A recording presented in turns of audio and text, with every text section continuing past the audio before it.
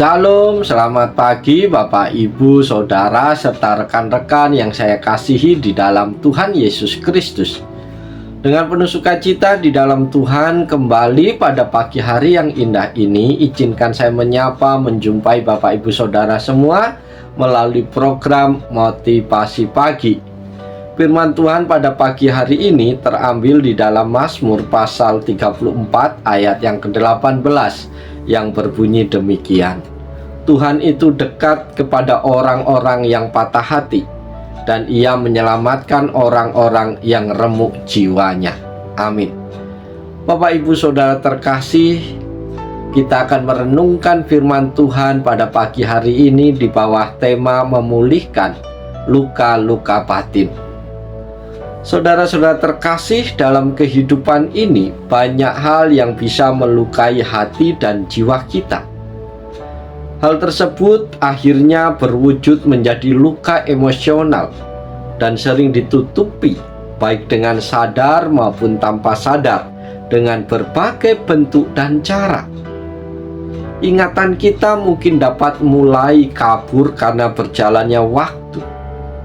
Namun rasa sakit itu tetap terasa membekas.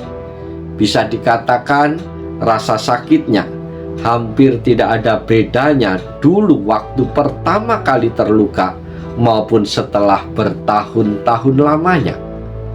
Saudara-saudara terkasih, tujuan akhir kita seharusnya bukan melupakan kejadian atau trauma masa lalu itu, namun lebih kepada mengalami kesembuhan dari luka-luka batin di masa lalu kita.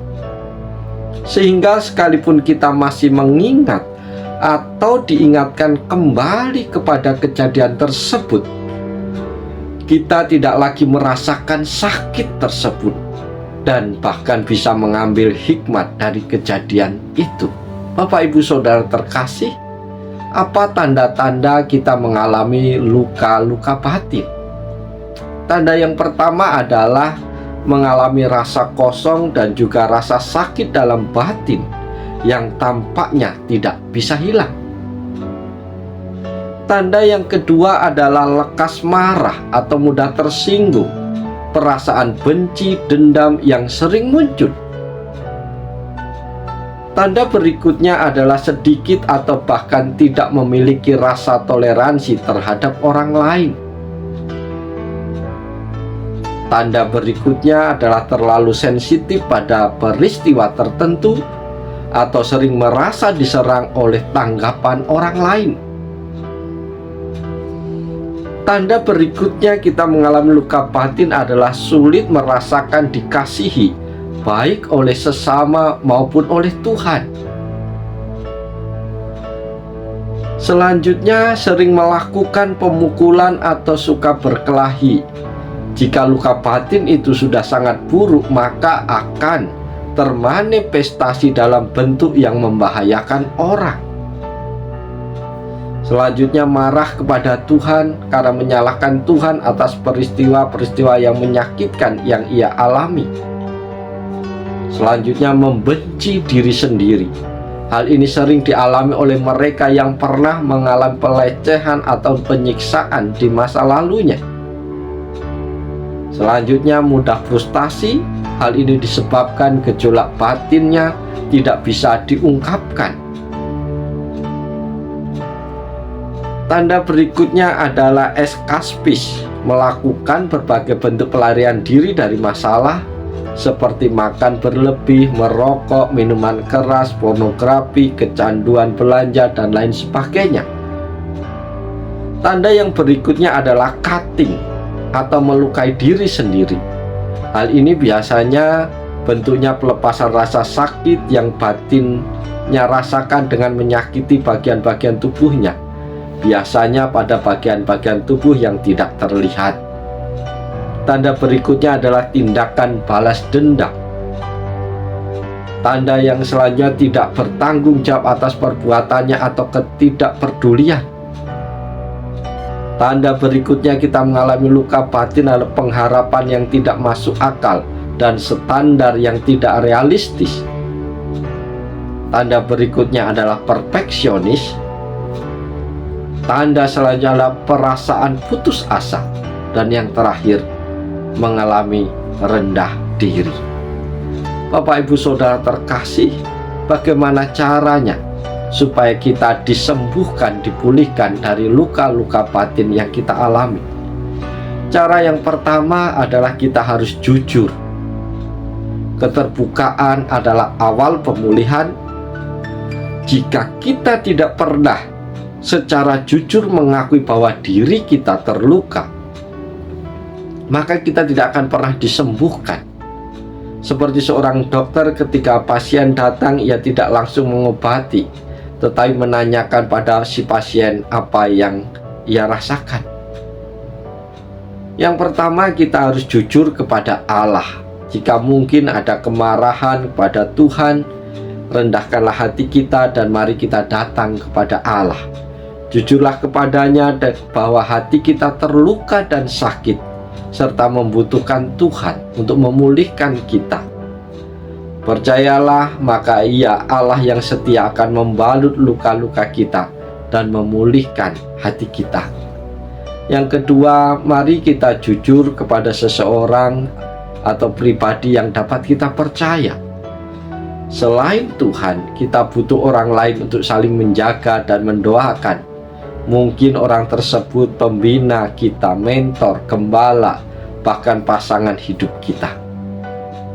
Langkah yang kedua supaya kita mengalami pemulihan dari luka-luka batin adalah mengambil tanggung jawab. Saudara-saudara terkasih, berhentilah menyalahkan orang lain, situasi, kondisi, atau bahkan Tuhan, termasuk menyalahkan diri sendiri. Lepaskanlah masa lalu dan ambillah tanggung jawab untuk diri kita dan masa depan kita. Luka-luka batin adalah ibarat kita terkunci dalam sebuah ruangan dan kita berteriak minta tolong dibukakan pintu, padahal kuncinya ada di tangan kita.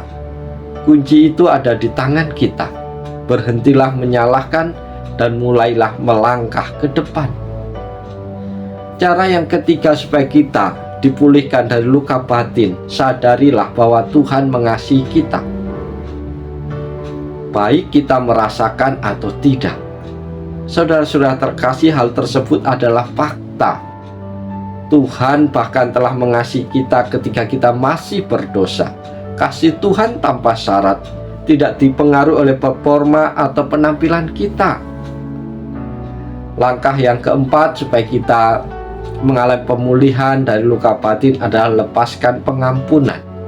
Saudara-saudara, itulah kunci yang Tuhan berikan di tangan kita untuk mengalami kesembuhan batin. Pengampunan bukanlah perasaan, pengampunan adalah keputusan.